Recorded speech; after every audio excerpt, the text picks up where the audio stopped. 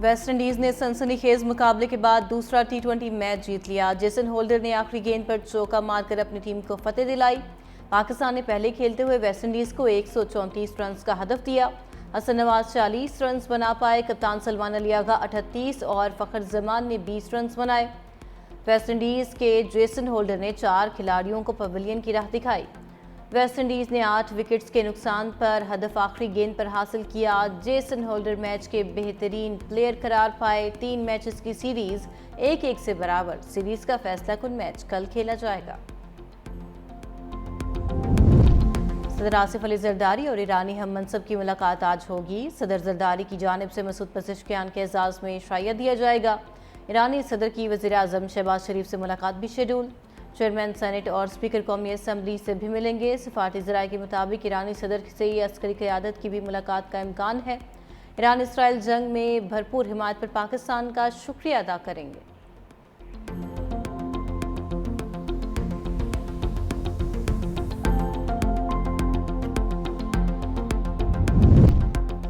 और बलोचिस्तान के 7 अजला में ज़िमनी बल्दियाती इंतखाबात की 16 मखसूस नशस्तों के लिए पोलिंग जारी।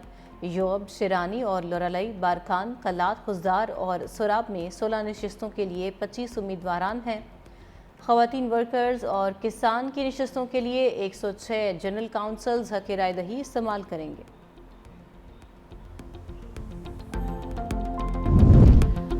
आखिरकार अडियाला के मकीन की बेटों से बात हो ही गई है। बानी पीटीआई की कासिम और सुलेमान से टेलीफोन पर गुफ्तगू, बच्चों के साथ 1.5 घंटा बातचीत की। बानी ने बच्चों के साथ राबिते की तस्दीक भी कर दी। कहा कि मेरे बच्चे मुझसे मिलने पाकिस्तान आएंगे, सियासत या किसी एहतजाजी तहरीक का हिस्सा नहीं बनेंगे। मजीद कहा कि अब मेरे अखबारात बहाल कर दिए हैं, टीवी भी ऑन है। तो शखाना टू केस में गोवा असिस्टेंट डायरेक्टर नायब आफ्ताब अहमद का बयान कलमबंद। बुशरा बीबी के वकील ने गवाह पर जेरा मुकम्मल कर ली। बानी के वकील आइंदा समात पर गवाह पर जेरा करेंगे। आइंदा समात पर 2 मजीद गवाहान का बयान रिकॉर्ड करवाने के लिए तलब। समात 6 अगस्त तक मुलतवी।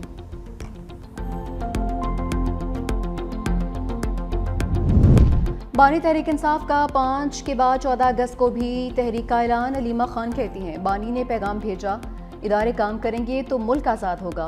पहले मैंडेट चोरी किया, जमहूरियत का बुरा हाल किया, मीडिया का गला दबाया गया। जुडिशरी की 26वीं तरमीम के बाद सरकारी इदारा बना दिया।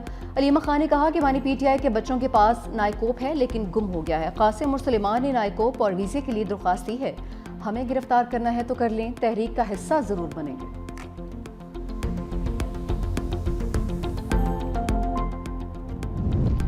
फसादियों का गुरु इनकलाब नहीं ला सका तो कासिम और सुलेमान क्या तीर मार लेंगे। वज़ीर इत्तलात पंजाब अज़मा बुखारी का तंज।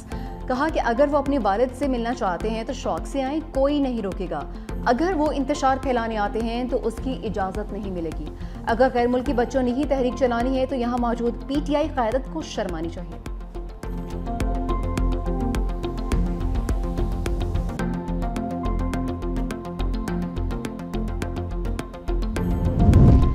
गोल्ड के मंसूबे पर डॉलर्स की बरसात। पाकिस्तान को रेकोडिक के लिए $5 अरब सरमायाकारी की बड़ी पेशकश। एशियाई तरक्याती bank, US Exim bank, international finance corporation और इस्लामी तरक्याती बैंक के ऑफर ज़रूरियात से कहीं ज़्यादा।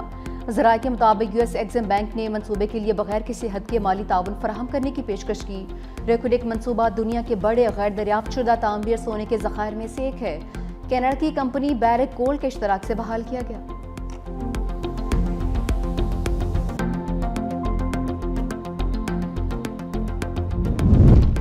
आवाम की जेब पर एक और बार पेट्रोलियम लीवी सेंचुरी के करीब नॉट आउट। हुकूमत ने पेट्रोल और डीजल पर लीवी ₹2.50 फी लीटर बढ़ा दी। पेट्रोल पर लीवी ₹75.52 से बढ़ाकर ₹78.02 हो गई। डीजल पर लीवी ₹74.51 से बढ़ाकर ₹77.01 कर दी गई। डीजल पर फ्रिट मार्जिन भी 20 पैसे इजाफे से ₹6.24 हो गया।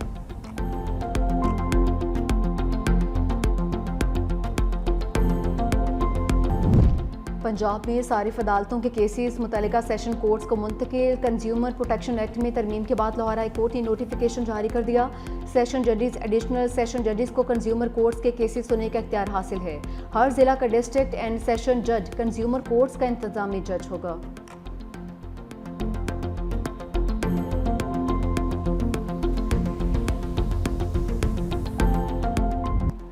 अमरीकी सदर ट्रंप इसराइल को बचाने मैदान में आ गए। फस्ती एशियाई ममालिक की इसराइली हमायत के लिए कोशिशें तेज। गैर मुल्की एजेंसी के मुताबिक अमरीकी सदर आज़रबाईजान के साथ फ़ाल सतह पर मुज़ाकरात कर रहे हैं। इब्राहिम इक्वाड मुआहदे में शमूलियत के लिए कोशिशें तेज।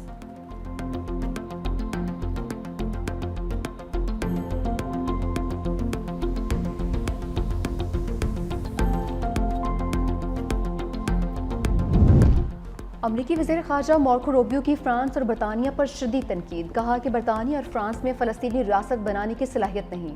फ़लस्तीनी रियासत सिर्फ इसराइल की मंजूरी से ही मुमकिन है। मगरबी ममालिक का फ़लस्तीनी रियासत को तस्लीम करना गैर मुतल्लिका है।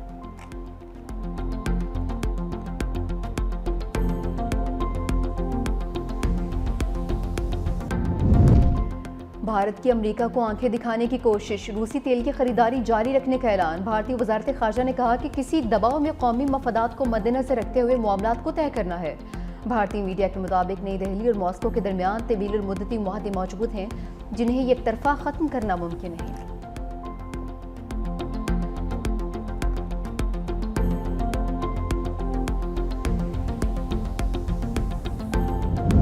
कंबोडिया का भी अमरीकी सदर ट्रंप को नोबेल इनाम के लिए नामजद करने का ऐलान। नायब वज़ीर-ए-आज़म ने थाईलैंड के साथ जंगबंदी में किरदार अदा करने पर शुक्रिया अदा किया। कहा कि सदर ट्रंप अमन के लिए खदमात पर नोबेल इनाम के मुस्तहिक़ हैं।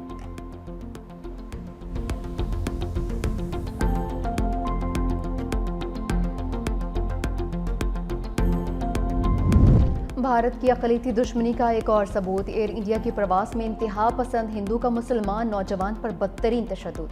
सफ़र के दौरान मुसलमान नौजवान की तबीयत खराब हुई।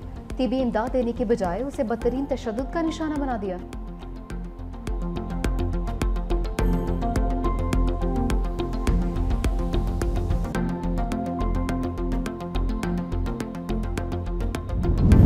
एशिया कप में पाक भारत टाकरा 14 सितंबर को दुबई में होगा। सदर एशियन क्रिकेट काउंसिल का एशिया कप के वेन्यूज़ और मैचेस के शेड्यूल का ऐलान।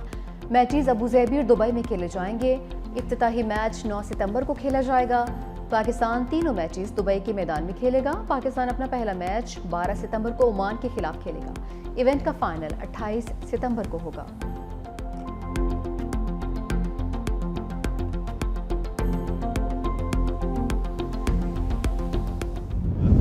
वर्ल्ड चैंपियनशिप ऑफ लेजेंड्स का टाइटल जनूबी अफ्रीका ने जीत लिया। पाकिस्तान को फाइनल में 9 विकेटों से शिकस्त। पाकिस्तान लेजेंड्स का जनूबी अफ्रीका को 196 रन का हदफ। शर्जील खान के धुआंधार 76 रन। जनूबी अफ्रीका ने हदफ 17वीं ओवर में हासिल कर लिया। AB डिविलियर्स के शानदार 120 रन नॉट आउट रहे।